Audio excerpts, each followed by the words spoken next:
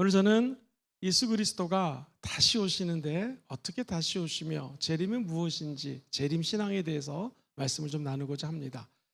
우리나라는 주로 공동묘지라든가 이 무덤이 산에 많이 있습니다. 그런데 외국은 마을 한가운데 있거나 대부분의 마을들이 교회 중심으로 펼쳐져 있기 때문에 교회가 마을 한가운데 있고 그 교회 바로 마당에 무덤들이 많이 있습니다. 그래서 유럽이라든가 호주 같은 데 가면 한가운데 교회가 있고 그 주변에 무덤이 있는 것을 보게 됩니다.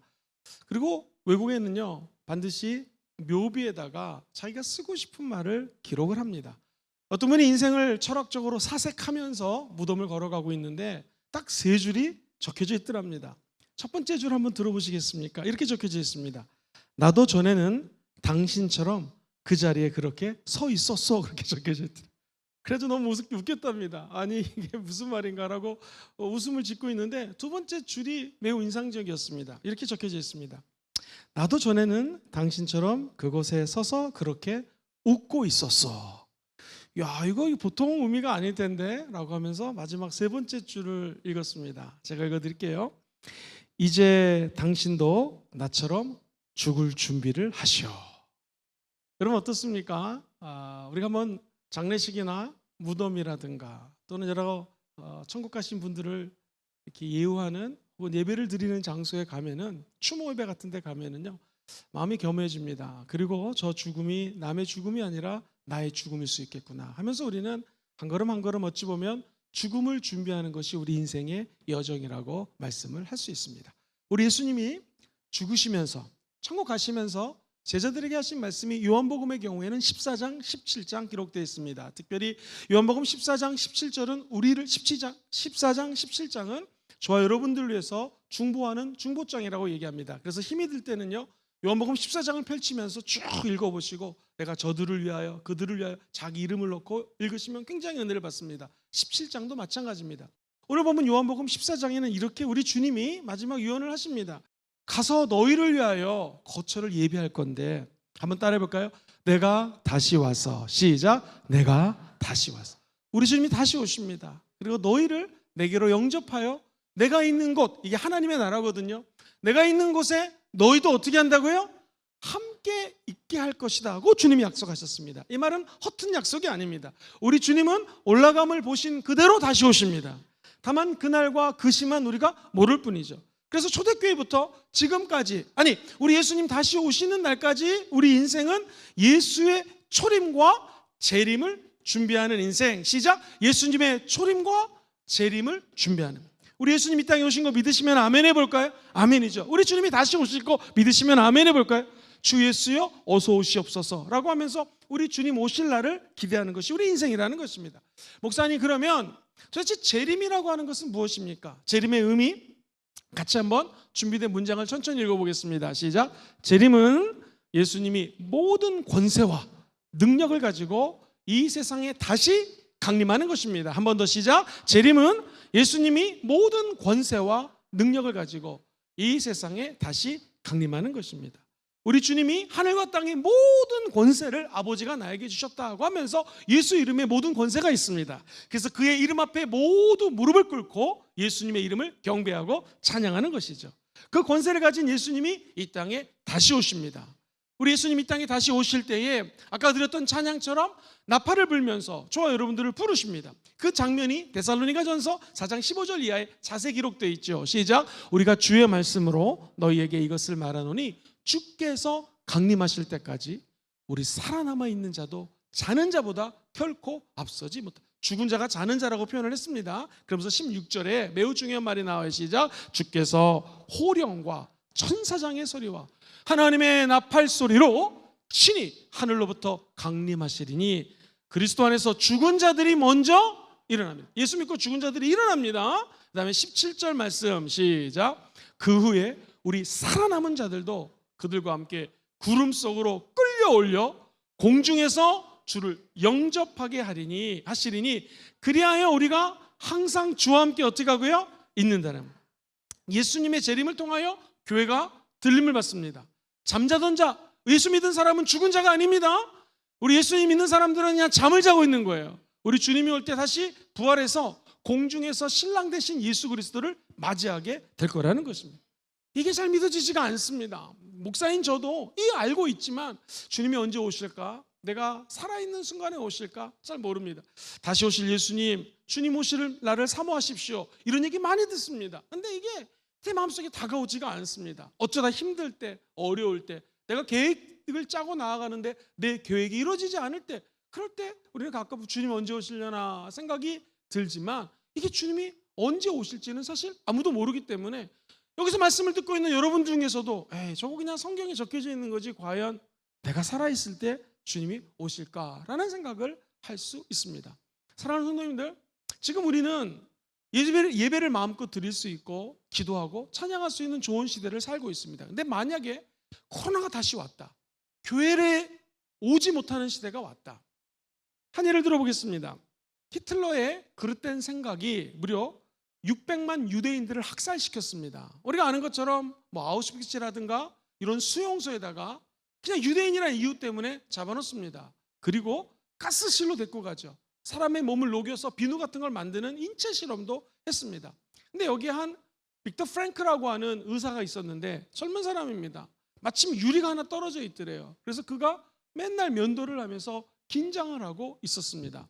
그러니까 눈이 막 살아있고 늘 면도를 했기 때문에 다른 사람보다 건강하게 보였습니다. 그래서 사람들이 이 젊은 빅터 프랭크라고 하는 의사를 잡아가지 않았습니다. 결국 그는 살아나게 되었습니다. 유대인들이 부르는 노래가 있는데요, 6월절마다 아니마민이라고 하는 노래를 부릅니다. 가사가 이렇습니다. 우리는 구세주가 오리라는 걸 믿고 있습니다. 그러나 그는 조금 늦게 오십니다 라는 노래예요. 이스라엘 백성들이 아주 잘하는 노래입니다. 근데 이 빅터 프랭크라고 하는 사람은 노래 가사를 바꿔서 부릅니다. 지금 우리가 다 죽어가는 마당에 주님이 늦게 오십니다가 아니라 이렇게 부릅니다. 우리의 구세주는 약속대로 오신다는 사실을 우리는 알고 있습니다. 그러나 사람들은 그가 늦게 온다고 불평합니다. 그러나 사실은 우리가 너무나 조급할 뿐입니다 하면서 가사를 이렇게 바꿉니다. 우리는 구세주가 오시라는 사실을 믿고 있습니다. 주님은 우리 인생을 구원해 주시고 하나님의 때에 오십니다. 그 노래 가사를 바꿔 부릅니다. 즉 우리 주님이 내가 힘들고 어려울 때 나타나서 나를 도와주신다라는 것입니다. 결국 그는 살아났습니다. 그리고 나중에 유럽에 있는 한 나라에 가서 의사가 되었습니다. 어떤 일을 할까요? 긍정적인 노래를 하고 긍정적인 이야기를 하며 긍정적인 예수 그리스도에 대한 자화상을 가지고 주님 오실 날을 믿는 자들에게는 생명이 연장되고 우리 삶 가운데 주님과의 만남이 깊어진다는 것입니다. 사방에 오겨쌈을 당한 것 같고 힘든 일이 있을 때 저와 여러분들이 노래해야 될 것이 있습니다. 우리 주님은 늦게 오시는 분이 아니라 하나님의 때에 하나님이 알아서 저와 여러분들을 만나주신다는 것입니다. 재림도 마찬가지입니다.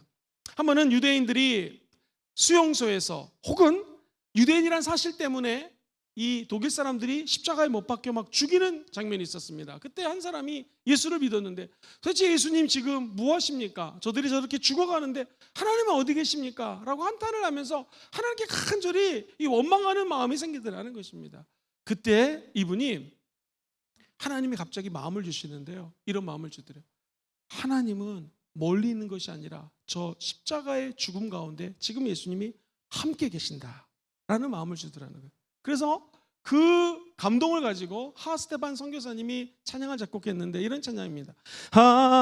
하나님께로 더 가까이 갑니다. 혹시 찬양하세요? 같이 한번 부르볼까요? 시작.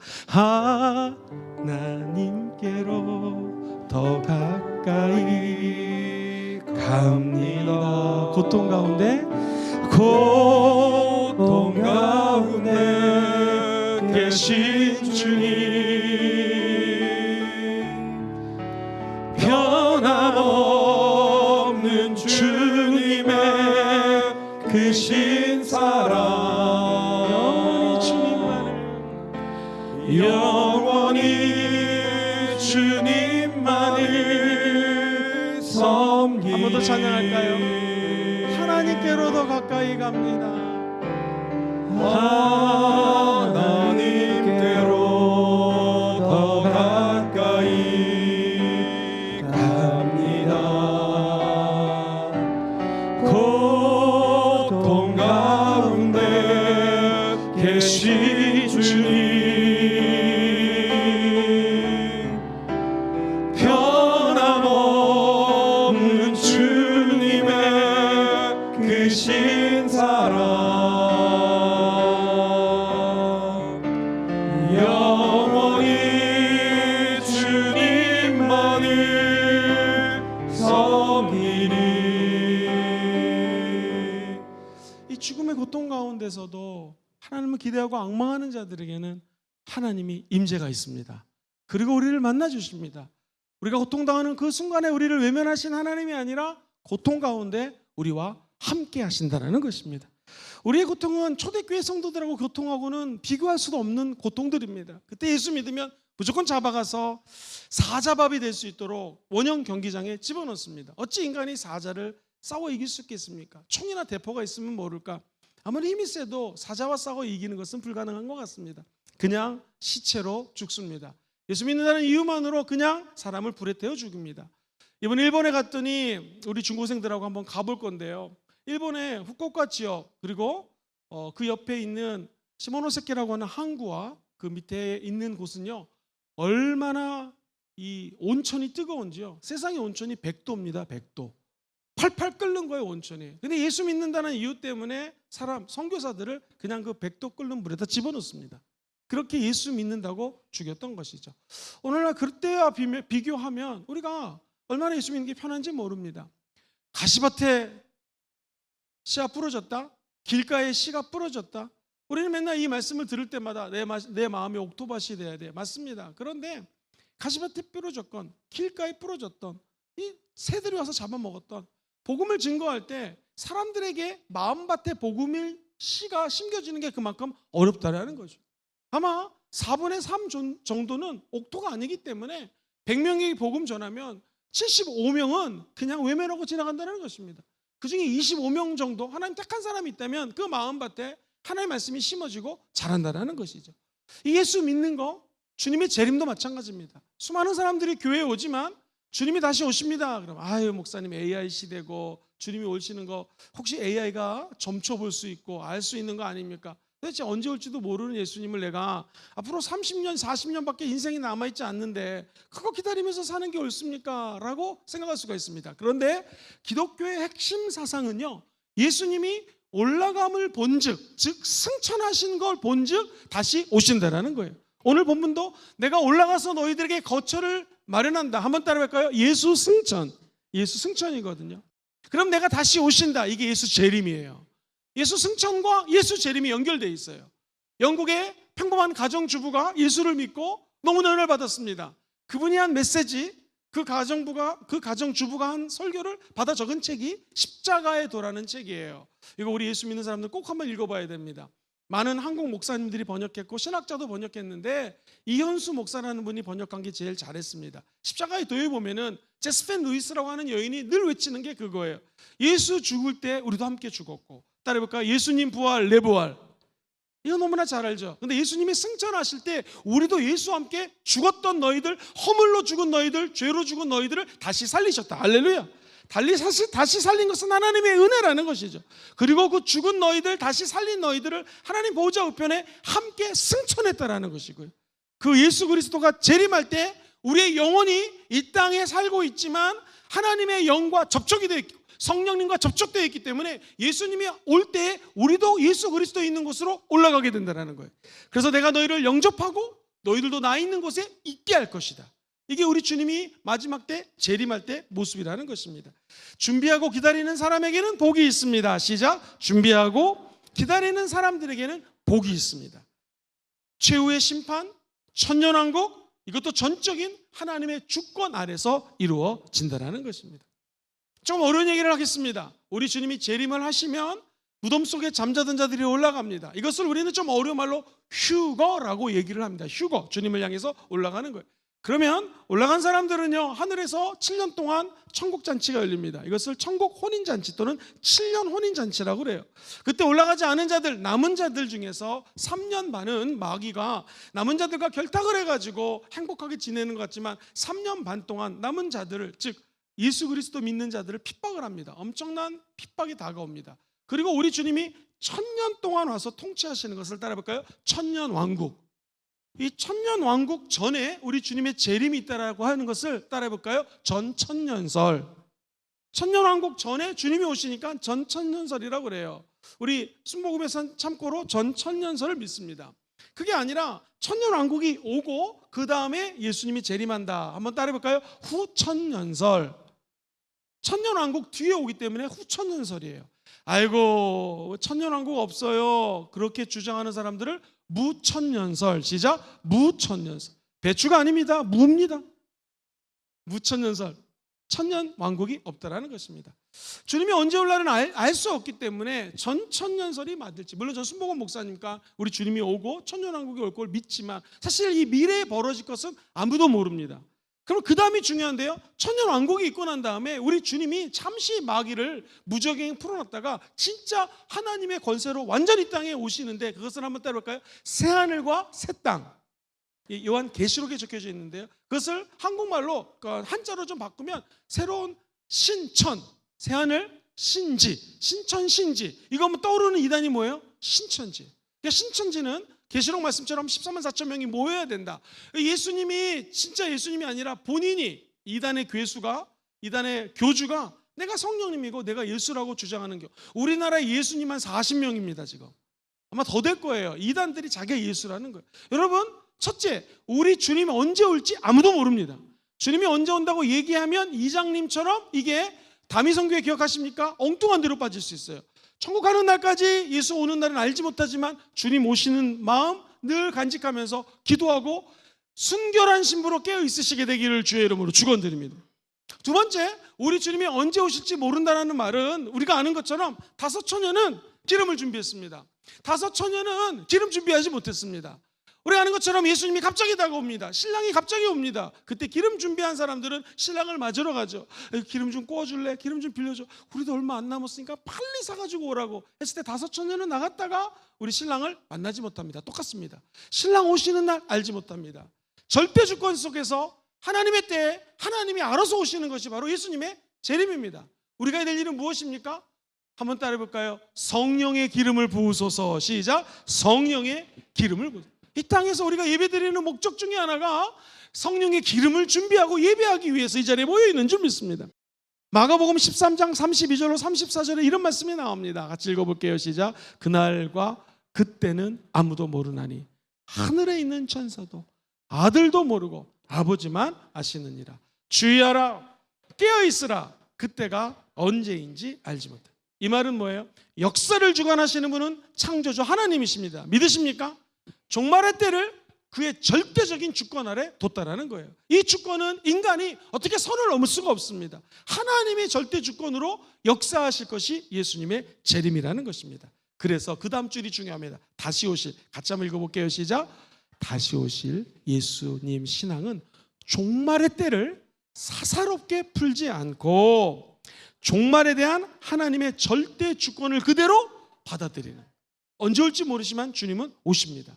그래서 우리의 생각과 모든 것들을 주님 앞에 맡겨드리고 주님께 모든 것들을 의탁하는 것이죠. 기억하세요? 1992년도 저도 그때 기억합니다. 다미성교회 시한부 종말론 사건입니다. 이 밤이 지나면 이제 주님이 오신다는 거예요. 이 역사적으로 보면 참 재밌습니다. 항상 1999년 그다음에 999년 이제 새로운 천단위가 바뀌잖아요. 실제로 있었던 일인데요, 사이비적인 종말론을 외치는 사람이 있습니다. 실제로 999년도에요 유럽 사회는요 이 종말에 대한 불안감이 막 타오르고 있었습니다. 재밌는 게요, 로마에 가면 캐톨릭이잖아요. 그 종말론에 심취되어서요 그해 999년 12월 31일 즉 내일이 천년입니다. 그때 로마의 성 베드로 성당에서는요 지상에서의 최후 미사라고 하면서 예배를 드렸던 장면이 기록되어 있습니다. 사람들은 주님이 언제 올지 모르지만 천년 단위로 올 것이다. 어쨌든 이 92년도에 사람들이 모여서 꽹가리치고 북치고 난리가 났습니다. 정확하게 기자들이요 200명이 넘게 몰려들었습니다. 그때 혹시 TV 보셨던 분 기억하십니까? 드디어 12시가 넘었습니다. 막 주님 온다고 하는데 그 집단이 그 안에 있었습니다. 그때 목소리 큰 기자가 외쳤습니다. 그거 진짜 예수님 오셨습니까? 그랬더니 갑자기 그 안에서 중학생 한 명이 머리를 내밀었습니다. 안 왔어요. 나 안 올 줄 알고 있었어요. 그렇게 얘기했답니다. 그래가지고 모든 기자가 웃었고요. 이장님 씨는 뭐라고 그랬냐면 이거 우리가 미스했다고, 재림의 때를 미스했다고 하면서 자살 소동이 있게 됐고 거기 있던 사람들이 다시 삶의 자리로 돌아갔던 기억이 있습니다. 성경에서는요 이 희대의 어떤 사기극이 되어버렸는데 사사롭게 종말론을 풀 수가 없습니다. 주님의 때는 주님의 마음대로 오신다라는 거고요. 우리가 해야 될 일은 성령의 기름을 준비해야 된다는 것입니다. 마가복음 13장 32절도 한번 읽어보겠습니다. 시작. 그러나 그날과 그때는 아무도 모르나니 하늘에 있는 천사들도 아들도 모르고 누구만 알아요? 아버지만 아신다. 그 아버지 하나님이 이 자리에 함께 계십니다. 그렇다면 목사님, 순복음의 신앙의 목적이 뭐냐요? 목적이 없으면 사람이 흔들리거든요. 갈 길을 모르니까. 근데 우리 순복음 교회의 신앙의 목적은요, 다시 한번 저를 따라해 보시죠. 다시 오실 예수님 신앙. 시작. 다시 오실 예수님 신앙. 하나님의 나라가 예수님 때문에 이 자리에 임한다라는 것이고요, 하나님의 나라는 통치 개념입니다. 우리 예수님이 이 땅에 오셔서 저와 여러분들에서 구원해 주셨습니다. 그리고 앉아있는 저와 여러분들의 마음속에 주님이 통치하는 것이죠. 모든 삶의 주인이 내가 아니라 예수님이 되는 것을 내 입술로 고백하는 것이 재림의 핵심입니다. 언제 오실지 모르지만 내 인생을 내가 컨트롤하는 것이 아니라 우리 예수님 다스리시옵소서, 역사하여 주시옵소서 라고 내 인생의 모든 주관자가 하나님의 나라, 즉 예수님의 나라임을 입술로 고백하는 것이죠. 한번 따라해 볼까요? 주 예수님, 내 마음에 오셔서 다스리소서, 통치하소서. 하나님의 나라가 내 안에 들어와서 다스리는 것. 우리가 할 수 있는 것은 뭐냐면 내가 주인 삼았던 모든 것들을 다 내려놓고 주님만 바라보는 것입니다. 그리고 내가 사랑했던 모든 것 다 내려놓고 주님만 찬양하는 것입니다. 내가 주인 삼은 모든 것 내려놓고 내 주 되신 주 앞에 나가 내가 사랑했던 모든 것 내려놓고 주님만 사랑합니다. 주님만 사랑해. 한 번 더 찬양할까요? 내가 주인 삼은 모든 것 내려놓습니다. 내가 주인 삼은 모든 것 내려놓고 내 주 되신 주 앞에 나가 내가 사랑했던 모든 것 내려놓고 주님만 사랑합니다. 주님만 사랑해. 우리 도 같이 하죠. 주 사랑, 주 사랑. 거친 풍랑에도 깊은 바다처럼 나를 잠잠케 해. 주 사랑 내 영혼의 반석, 그 사랑 위에 그리고 두 손 높이 들고 고백할 주 사랑, 주 사랑. 거친 풍랑에도 깊은 바다처럼 나를 잠잠케 해. 주 사랑, 주 사랑. 내 영혼의 반석, 주 사랑 위에 서리. 내가 너희를 위하여 올라가서 승천해서 거처를 예비하면 내가 다시 오실 것이다. 그게 우리 예수님의 재림입니다. 그리고 우리를 영원한 천국에서 함께 있게 할 것입니다. 김헐란 박사님의 이야기를 드리면서 말씀을 좀 정리하겠습니다. 이화여대 총장을 지냈습니다. 이분이 죽어가면서 교육자로서 올인하는 삶을 보여줬죠. 이렇게 얘기를 했습니다. 전도자로서 일생을 살았던 한 여대의 총장님이셨습니다. 나는 아버지 집으로 간다. 울지 말아라.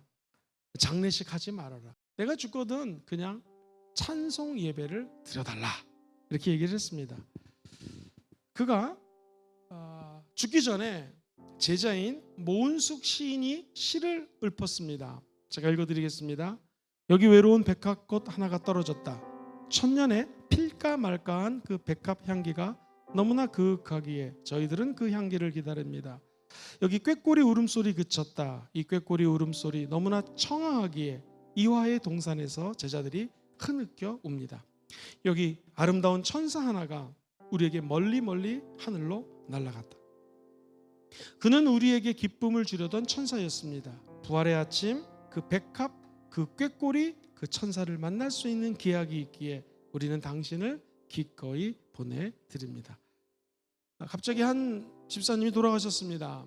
이분이 죽고 그 여동생 되시는 집사님이 유언장이랄까요? 쓴 노트를 보는데 이렇게 적혀져 있습니다. 내가 20년 넘게 투병을 했고 그러다 보니 병원에 갈 수가 없었는데 여의도 순복음교회 조영기 목사님을 통해서 은혜를 받았고 내가 죽거든 꼭 순복음교회에 목사님이 오셔서 입관 예배 그리고 발인 예배를 해주셨으면 좋겠습니다 하고 하는 책을, 그 노트를 여동생이 읽었습니다. 여동생은 여의도 순복음교회의 성도님이셨고 지금 우리 부산에 와서 몸이 안 좋아서 바이올리니스트로 일하는 분인데, 음악가신데 언니의 그 글을 읽고 이게 어떻게 자기가 주체할 수가 없었습니다. 그래서 여의도 순복음교회 목사님께 전화를 했고 또 저에게 전화가 와가지고 목사님 부산에 지금 장례가 났는데 이렇습니다 하고 하면서 제가 마침 좀 피곤하지만 저녁 때 시간이 있어서 가고 또 아침에 입관 예배하고 발인 예배를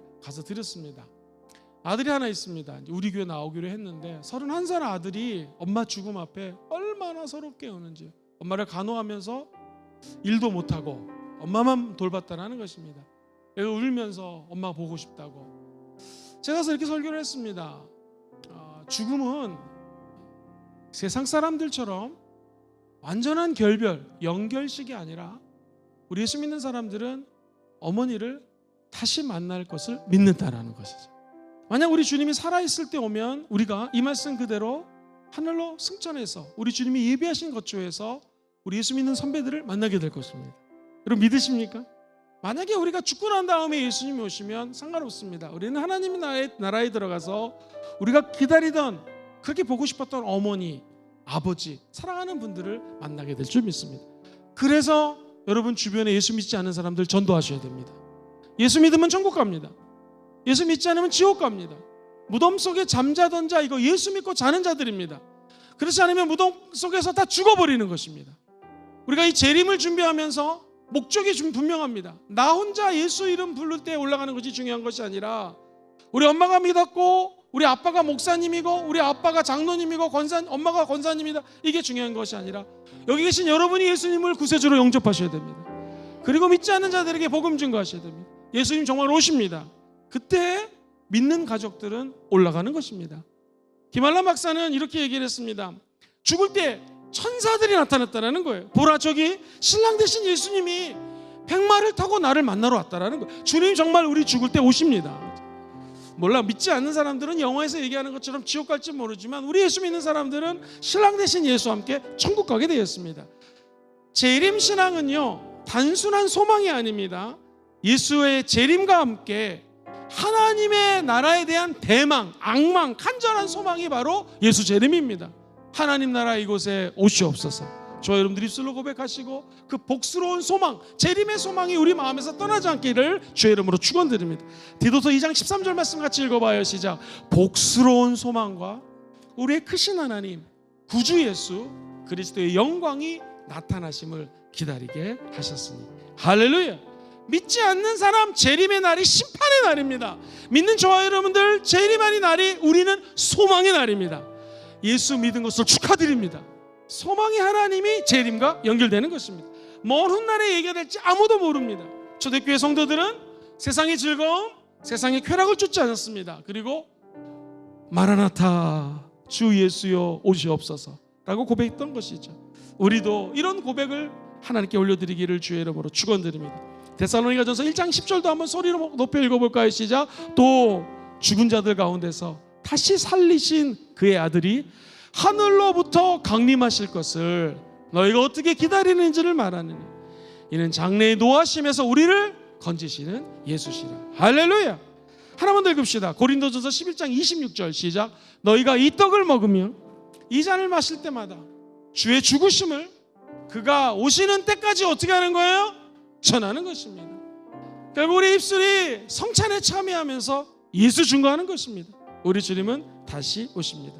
다시 오심을 기다리며 영적으로 성숙한 성도들 되시기를 주의 이름으로 축원드리고, 이걸 하다 보면 저와 여러분들을 하나님이 거룩한 길로 인도하신다라는 것이죠. 아니 신랑이 올지 모르는데 어떻게 우리 긴장은 안 하겠습니까? 이 땅에 살면서 우리 예수 신랑 되신 그분을 기대하며 나아가는 여러분 되시기를 주의 이름으로 축원드립니다. 말씀 정리하겠습니다. 재림의 의미는요, 주님의 모든 하늘의 권세와 능력을 가지고 이 땅에 강림하시는 것이 재림입니다. 그리고 말씀 그대로 재림을 통해 교회는 들림을 받습니다. 잠자던 성도들은 부활해서 공중에서 주님을 신랑으로 맞이하는 날이 오게 될 것입니다. 재림과 하나님의 주권은 무엇입니까? 역사의 주관자 창조주 우리 하나님이 절대 주권 안에서 재림의 역사를 펼쳐나가실 것입니다. 우리는 그저 주의 기름 부으심을 기다리는 것이고요, 함부로 사사로의 이 재림을 풀지 아니하고 종말에 대한 하나님의 절대 주권을 그대로 받아들이시게 되기를 주의 이름으로 축원드립니다. 순복음 교회는 다시 오실 예수님의 신앙으로 뭉쳐 있어야 됩니다. 예수님의 승천은 천국의 우리의 처소를 예비하기 위함인 거 믿으시면 아멘 해볼까요? 재림은, 같이 읽어봐요. 시작. 재림은 그가 계신 곳에 우리도 있게 하기 위함입니다.